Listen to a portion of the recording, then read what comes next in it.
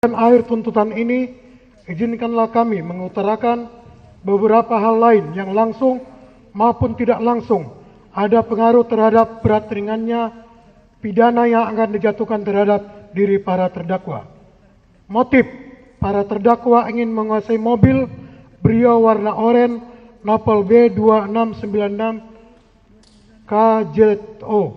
Hal-hal yang memberatkan: A. Perbuatan para terdakwa bertentangan dengan peraturan dan undang-undang. B. Perbuatan para terdakwa bertentangan dengan Sabta Marga, Sumpah Prajurit butir kedua, tunduk kepada hukum dan memegang teguh disiplin keprajuritan. 8. Wajib TNI butir ke-6, tidak sekali-kali merugikan rakyat. Dan butir ke-7, tidak sekali-kali menakuti dan menyakiti hati rakyat. B. C. Perbuatan para terdakwa telah mencemarkan nama baik TNI, khususnya TNI Angkatan Laut di mata masyarakat. Selanjutnya, para terdakwa tidak jujur dan berbelit-belit pada saat pemeriksaan di persidangan. Selanjutnya, perbuatan para terdakwa jauh dari rasa kemanusiaan dan tidak manusiawi karena telah sampai hati dan tanpa belas kasihan sampai hati membunuh sesama manusia yang tidak bersalah, yaitu almarhum saudara Ilyas Abdul Rahman, dan melukai saudara Ramli yang sampai saat ini masih dirawat.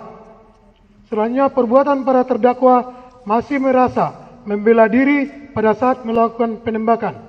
Perbuatan para terdakwa berakibat saksi 1 dan saksi 2 kehilangan ayah yang mereka sayangi. Hal-hal yang meringankan nihil. Hakim ketua dan hakim anggota dan penasihat hukum yang kami hormati, sampailah kini pada akhir tuntutan.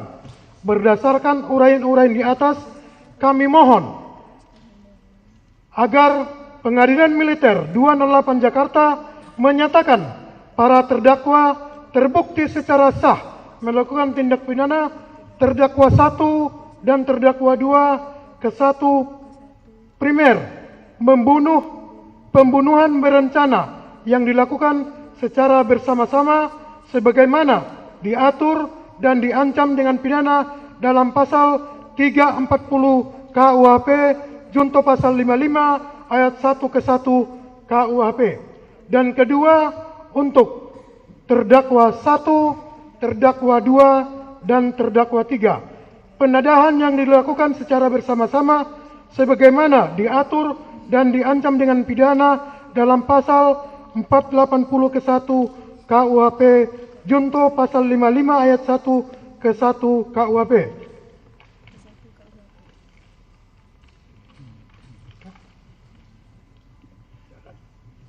Dengan mengingat pasal 340 KUHP dan pasal 480 KUHP ke-1 junto pasal 55 ayat 1 ke-1 KUHP dan ketentuan perundang-undang lain yang berhubungan, kami mohon agar para terdakwa dijatuhi pidana sebagai berikut.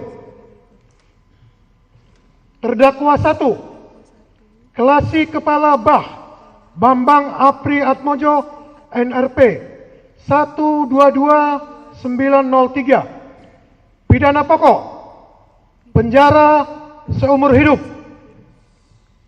Pidana tambahan dipecat dari Dinas Militer CQ TNI Angkatan Laut, membayar restitusi kepada keluarga almarhum Ilyas Abdul Rahman sebesar 200.209.633.500 rupiah, membayar restitusi kepada saudara Ramli korban luka sebesar 146.354.200 rupiah.